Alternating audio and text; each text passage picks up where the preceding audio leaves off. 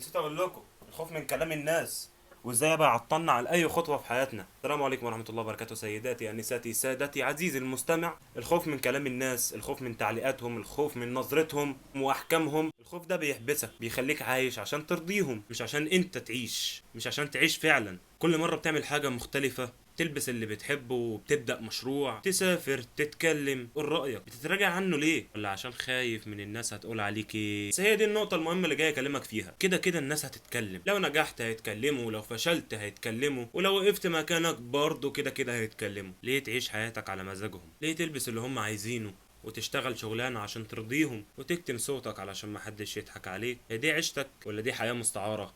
بس تعالى اقول لك، الخوف من كلام الناس مش هيموت فجأة، بس بيتكسر واحدة واحدة. ما تيجي كل مرة تاخد خطوة انت مقتنع بيها، الخوف من كلام الناس بيموت. ما تيجي تقول كل مرة لأ، الخوف بيموت. كل مرة تعمل اللي انت مقتنع بيه حتى لو قلبك بيخبط ومرعوب، انت كده بترد نفسك لنفسك. بس في النهاية تعالى اقول لك، مش هتقدر تسكت الناس دي اقسم بالله مهما عملت هيفضلوا يتكلموا. بس في حاجة مهمة، بس انت تقدر تسكت الصوت اللي جواك اللي خايف منهم. تفضل تقول، تفضل تعيد، تفضل تزيد. انا اجي اقول لك، انا اكتر واحد كنت بتاثر بكلام الناس، بس الحمد لله عرفت مع الوقت ان انا اكسر الحاجز ده، ما بقتش اتاثر بيهم.